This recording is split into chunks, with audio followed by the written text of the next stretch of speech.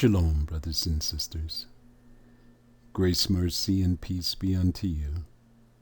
From Yahuwah, He's our Father, and Yahusha, He is the Messiah, the one that carries the burden of Yah, His voice, our High Priest, soon coming King. Hear, O Yeshua, Yahuwah, who is our mighty one. He is one. There is no other mighty one, brothers and sisters, than Yahuwah. And Yahusha is his voice. This is Brother Dawood coming to you again with another question. Because we have a problem. It's an identity problem. Here's the question. Are we Negro? African American? Christian? Muslim? Are we the real Jews? Are we the black Jews? Are we Israel? Here's a good one. Are we black? Which one? We're seeking our identity. Why is that? After 400 years of captivity, we're trying to find out who we are. So the only terms that we know are the terms that was created by the colonizers. Hey, did you know that the Messiah, was colonized? The Hebrews colonized? Did you know that the angels were colonized? Here's a big one. Did you know that he who is seated upon the throne was also colonized in the Bible? What is one of the traits of colonization? The removal of your name. This is why we've been calling ourselves all of these things, because we really have no identity here. Another prophecy fulfilled. Look at my sister. What color would you say she is? Brown? What color is her hair? Black? So if we call ourselves black and we look like this, have we misrepresented ourselves? Why are we calling ourselves after a color? Anyway, because we're trying to find our identity, right? But it's not going to be found in a color. Where would we look? Well, the Father left us a history book, a manuscript, a law book, a roadmap to find your way back to Him. But you cannot find your way back to Him in this matrix that they have created unless you search for Him with all of your heart, with all of your mind, and with all of your soul. Let's take a look in this book and find out what we should call ourselves. Yashayahu 44, verses 1 to 4.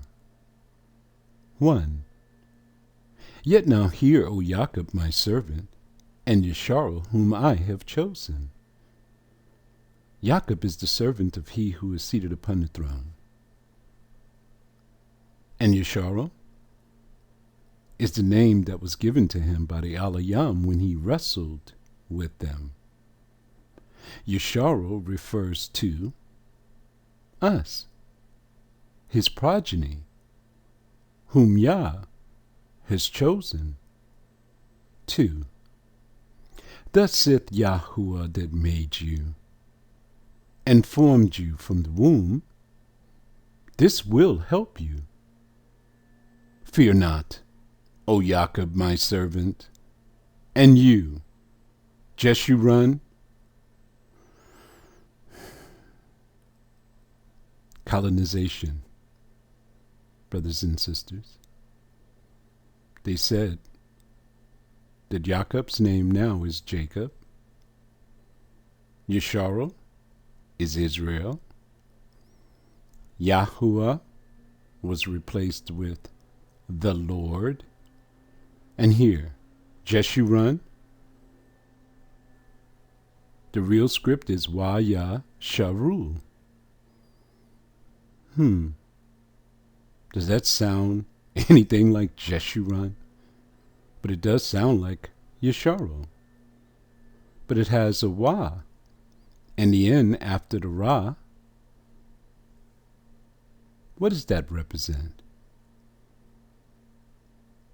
The secured one whom he chose. 3. For I will pour upon him that is thirsty, and floods upon the dry ground. Here's another reason why they hate us, why they're afraid of us. I will pour my spirit upon your seed. Whose seed? Jacob. Not the world. Do you see the world in here? There is no world in this book. The world to Yahuwah is his chosen ones, and no one else. He's going to pour out his spirit to us so that we can return. Return to what? The covenant. Can anyone else return to the covenant? You had to be a part of it in the first place. You had to be sprinkled with blood and took the covenant at the mount, which is perpetual, that comes down from generation to generation to generation. Under the new covenant, the only ones who required the Holy Spirit so that the laws can be written upon their hearts is the northern kingdom and the southern kingdom, the house of Yisharel and the house of Yahudah. So what need is the Holy Spirit for the rest of the world? Let's continue. And my blessing upon your offspring. What blessing is that? Whoever blesses you will be blessed. Whoever curses you will be cursed. Watch out, world. The day of reckoning is upon you. 4. And they shall spring up as among the grass, as willows by the water courses. The dry bones have come back to life. They now have flesh upon them. They are prophesying. 5. One shall say, I am Yahuwah's. That is what I say every day. And another shall call himself by the name of Jacob. Don't you hear our brothers calling themselves after Jacob? And another shall subscribe with his hand unto Yahuwah. We need to stop. Sister Daya, do you know what this means? He's telling us that we're going to go through the process of translation, transliteration, and transcription, writing it down on paper by hand unto Yahuwah. Sister Daya, isn't that what we're doing? Aren't we going back to learn the old ways? To find out what these words and these titles mean? Aren't we breaking down the script ourselves? The prophecy has come to pass, and they shall surname themselves by the name of Yesharo. Kuya ben Yesharo. 6. Thus saith Yahuwah the King of Yesharo, and his Redeemer. It would have been Yahuwah of hosts. Look at the word. Tsabaut. Yahuwah. Tsabaut. He's our Redeemer. Brother Dawood, I thought Yahusha was the Redeemer of Yah's elect. Let's go through the process. Who raised up Yahusha? Yahuwah. Who used him as his voice? Yahuwah. Who gave him as a sacrifice for Passover? Yahuwah. Who brought him into the heavens to make continual intercession on your behalf as your high priest? Yahuwah. So who is the Redeemer? Yahusha. What does that mean? If you look at the name of the Mashayah, it tells you who the Redeemer is. Yahuwah is salvation. Yahusha was the tool that he used to complete his goal. Listen to what Yahuwah Tsabaut has to say. I am the first, and I am the last, and besides me there is no God. H430, it would be Alayam. Note, in the New Testament in Revelation, Jesus Christ has replaced Yahuwah Tsabaut. Haven't you read that? That Jesus Christ is the Alpha, the first, and the Omega, and besides him there is no other? Colonization in the book. How do we learn all of these things? We've learned the process of translation, transliteration, and transcription so that we can find our way back to he who is seated upon the throne in this matrix that was created to destroy us. 7. And who is I, Shakol, and shall declare it, and set it in order for me? He's telling you something here. Some people do not believe that he who is seated upon the throne has the right to choose whom he wants to serve him and whom he has appointed to be his people. They have a problem with that. The colonizers. So they try to change it and put words like the world. Since I have appointed the ancient people and the things that are coming and shall come, let them be shown unto them. Let me show you. There is so much controversy swirling around this. The Europeans are using their witchcraft, stratagem. They're doing their magic trick again. They said there's no evidence that these are the children of Jacob coming into Egypt to buy corn. So everyone is scrambling to try to prove that they are coming into Egypt to buy corn. But if they looked above their heads, they would see that the symbols and the hieroglyphs show them leaving. It shows an exodus. It shows them walking over the reeds.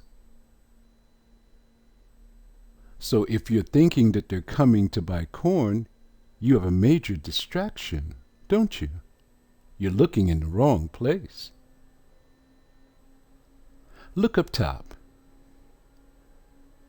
They said that this person's name is Abisha. Let me speak to Sister Daya. Sister Daya knows this. She's one of my best students in transliteration. Sister Daya, we know that the I, the third letter in Abisha, always replaces a Ya. Let's put the Ya in. Look in red. The first three letters would be like this. Abba, Ya. What does that mean? The Father is Ya. There's the modern script. Abba, Ya. All right. So now we have the Shah to contend with. Look at the one in black and in red. We have the Abba, Ya. We add the Shah to the Ya, it becomes Abba Yasha. What does that mean? The Father delivers. Got it. Then they have a second name that they spoke of. It's either Abisha or Abishai. Has an I at the end. That's another Ya. How would that look?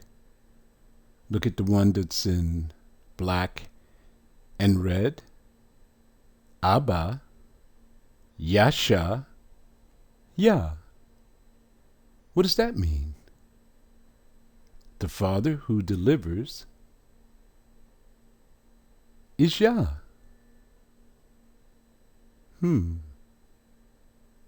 This man that we're looking at here, this image of this man, came in the name of Yah. To do what? Look what his name means. The Father delivers. The Father saves. Look at his afro. Look above his afro. There's a symbol there. It looks like a pyramid, but it's a symbol for mountain or a hill. It's a mountain. They said that this man is a desert sheik. He is a desert shepherd. Do you see the one that looks like a crown? That is desert. And there's the shepherd staff in the end. Who was a shepherd in the desert? In Midian. Who went to the mount to speak to the Malak? What did the Malak tell that person? Well, the person in question asked the Malak, when I come to the children of Yisharu, who do I say sent me? And they said, Aha, Yah. He is Yah. Tell them, Aha, Yah. He is Yah. Then in verse number 2, he gives his memorial forever, his full name, Yahuwah.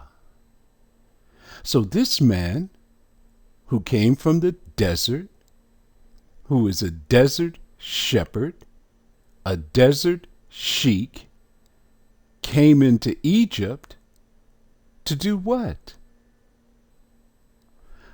Look at his purpose on the bottom, under the goat's head, to lead the people out on foot across the reed, and under the foot, that symbol is land, and next to land is fertile, to lead the people out on foot across the reed into a fertile land.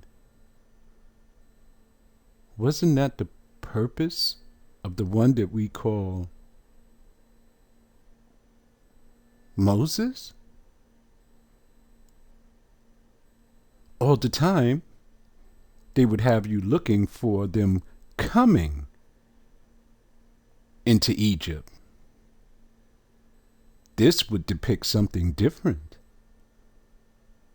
In front of him are the scribes, those who work for Khnum Hotep, and they were showing Khnum Hotep of all of the items that were given to the Amu, as they called it, those from the Near East. It never spoke about payment. It never spoke about any tribute from the traders, as they called them. It seems that they were just giving them all of these items. Could we be looking at a scene where they were walking out on foot, and our book tells us that they spoiled the Egyptians?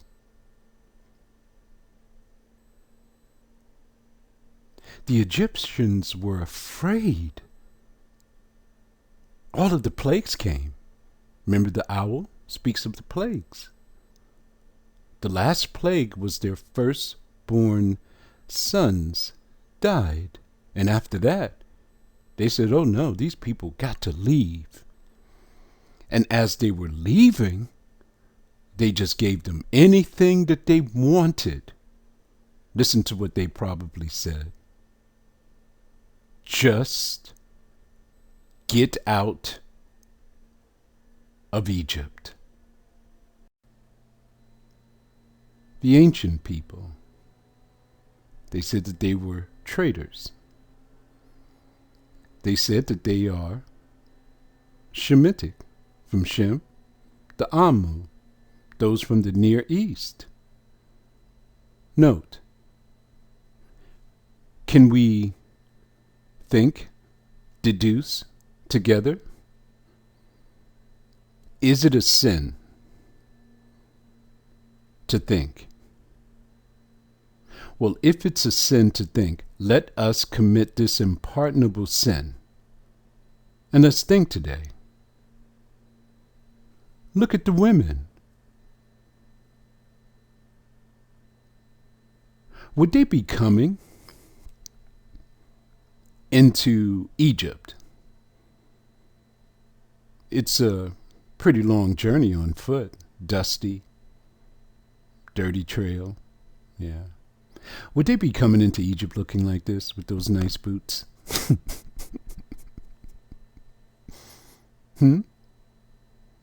Here's another question.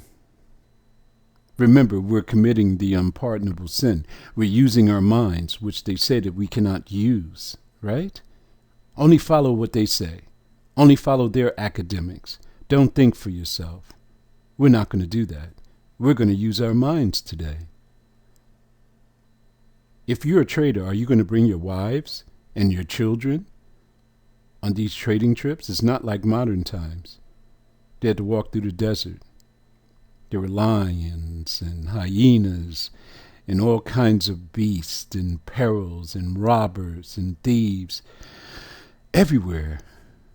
You're going to bring your wives and your children on a trading trip? Think about it. Look at the donkey. The donkey is laden with stuff. It's full. They got children on there. They got some extra stuff hanging out on the other side. Here's another observation. Look at the women. Remember, they're saying that they came from the desert to trade. These women's heads are not covered. Hebrew women covered their heads. Why are they not covered? The only explanation I can think of this is that they've been in Egypt for 215 years. They took on the identities of the Egyptians. But there was something else in the book that we are not paying attention to. That they spoiled the Egyptians, the book says. Look on their heads, they have these crowns. That's an Egyptian thing. Look at the Egyptian women. Wow, they have such nice jewelry. And look on the top of their heads. They have those crowns. It was common in those days. Did you know that the Hebrew women, they had to serve the Egyptian women? They were their slaves. The book says that they put them through rigorous, hard labor. They were probably very evil and wicked against them, looking down upon them. You know how it is in captivity. We can gauge how they were treated here by how we were treated in America. Yeah. So after all of the plagues and their firstborn children died, the women probably went to their masters because they were told to go and borrow from the Egyptians. And they went to their slave masters, the Egyptian women, and said, "Give me that hairpiece." Oh, okay, just please spare the rest of my children. Give me them earrings. Okay, here, take it. Give me that bracelet. All right, here, take them all. Take them all, please. Please, just do not call your mighty one on us. Please, bless us. Then he probably looked all around and says, I like that dress. Give me that dress. Take it off right now. Okay, I'll strip myself down. Brothers and sisters, I may be sounding funny, or it may seem to be comical, but the book says that's exactly what happened. That's how these headpieces probably wound up on the heads of those Shemitic women. And that's why their heads were held so high and so proud, because Abba, Yasha, Yah, the Father who delivers, who is Yah, delivered them with an outstretched arm and a mighty hand. And the Egyptians memorialized it on the tomb walls. Not the Pharaoh. The Pharaoh would have never done that. He would not have admitted defeat. That's why it was found on the walls of one of the governors, Khnum Hotep. He recorded it. He's the one who had to deal with this. He is the one who had to issue all of the grain and all of the things that they were taking as they were leaving. I believe we've cracked the code. We don't need to go through the process of learning all of their hieroglyphs and how they decipher them. All we need to have is the spirit of he who is seated upon the throne to figure these things out, and we have our roadmap, which is what? The scriptures. They're all coming from different dates. There's so many arguments over this. No one is in agreement. You cannot pin them down on anything. They're very elusive about what I showed you on the walls. It tells you something. It's a cover-up. Let's continue. 8. Don't you fear, neither be afraid. Did I not tell you from times before and have declared it that you are indeed my witnesses? Is there a God? This time, God falls under H433 in the singular form. Is there an Alua? Alua, the mighty shepherd who secured man. Is there a mighty shepherd who secured man besides me? He stretched forth his hands to deliver his people from the land of Egypt with an outstretched arm and a mighty hand. Yes, there is no Alua. I know not any. Do you? 9. We're in trouble again. They that make a graven image are all of them vain. He's not talking about the image on the wall in Egypt. He's talking directly to the children of Yeshurun. We didn't make images. We were forbidden to do so. But the Egyptians did. And now, here in these last days, they have been shown unto us. They that make a graven image are all of them vain, and their delectable things shall not profit. And they, the image, are their own witnesses. The images that are on the wall in Egypt are witnessing. They're telling you a story. They don't see anything.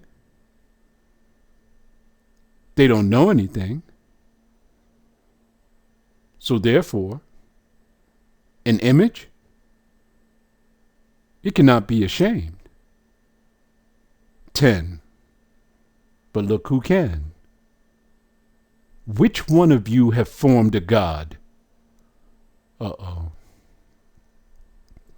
Or a molten, a graven image that is profitable for nothing. If it does not profit you anything, why make it? 11. Behold, all his fellows shall be ashamed, every one who was involved in making an image is going to be ashamed in that day. And the workman, the one who made it, they are men. Let them all be gathered together. The one that formed the God, the one that made this graven image, the workmen, gather them all together. Let them stand up, yet they shall fear, and they shall be ashamed together. Note, if you are a part of any congregation that are making images of a black Christ, a black Yahweh, run as fast as you can, lest the earth swallow you up like it swallowed them up at Horeb. What did they say? This bull represents the one who delivered us. They're saying this bull was Yahuwah of hosts. And the people begin to worship it and glorify it. And then they were swallowed up. If you are a participant in any of these places that are making these images and are presenting it to you as a deity, as the Messiah, as Christ, run. Because all who are attached to them shall be ashamed together. Let's take a look at something else. Trying to find our identity, right? AtlantaBlackStar.com. Today, there are many black Arab ethnic groups such as the Tuaregs, Nubians of North Africa to the Mara of Southern Arabia who are still in existence. Let me stop for a moment. See, they coined this phrase black Arabs. Did you know the Arabs didn't call themselves that? See, this is an American newspaper or internet paper that are coining this phrase, black Arabs. Let's see what they call themselves. They are still in existence today, and whose presence in the Middle East predates the coming of the paler-skinned Asiatics. The ancient people had color. They were not yellow. Today's Arabs are a mixture of these groups, with those of darker skin facing the typical discrimination and oppression seen by the darker peoples of the world. Yellow supremacy. You have white supremacy. Now in the region, there's a thing called yellow supremacy. The ancient peoples, Ham, Sham, Yapet, are all being replaced. Ibn Mandur of the 13th century writes in his well-known Arabic lexicon Lisan al-Harab, he, al-Fadl ibn al-Abbas, listen what he says. I am pure. Because the color of the Arabs is dark. So he didn't say black. He's dark. Mandur further describes the pure Arabs by saying, lank hair, straight hair, is the kind of hair that most non-Arab Persians and Romans have, while kinky hair, Afro, Asiatic people have kinky hair, nappy, as we call it, is the kind of hair that most Arabs have. And that's coming from the 13th century. They were having problems all the way back then. Light skin supremacy was engulfing the land. Do you see, brothers and sisters, why the Egyptians were painting yellow on the walls? It represents paler skinned Asiatics. Why did they do that again? To paint their own images. They're not on the wall. So they said, we're going to make them and then present them to the masses. And these people won't check anything. Pure Arabs. Did you know that these people exist in Saud? Look at them. They look like us, our children. The bloodline is strong. These are our family members, you know. They're our relatives. They all come from Abraham. They are distant cousins. Pure Arabs. See, he has his turban on. Look at his slender face. You see that? It is a trait of Shemitic people. Pure Arabs. Now you can look in this picture at these ladies and the children, and you can pick out for yourself someone that you know. Someone you know looks exactly like one of them. Pure Arabs. Okay. You want to call yourself black? If you don't look like this, you're misrepresenting yourself. We come in all hues, brothers and sisters. So to put ourselves in a box and say that we're all black is to leave somebody out. Wouldn't it be? So what should we use? Well, we should call ourselves after Yahuwah. Dawood ben Yashayahu.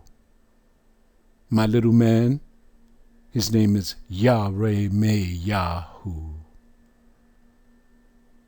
We should call ourselves after Jacob, our patriarch, the one whom Yah formed in the womb to serve him, his servant, and his progeny, his children, are the ones whom he has chosen. What should we call ourselves? Yesharu, Kuya, Ben Yesharu. To hold those names and to use them to apply to yourself is to have returned to the old way. They stripped us down, brothers and sisters. They took everything from us. If they take away your name, and you are nothing. Well, what about the name that they have given us? They've given us these slave names. They called us after themselves. Now is the time of great awakening. Everything that was hidden is now being revealed, so that we can return. Choose for yourself what you want to call yourself. Find it in the ancient text. Shalom.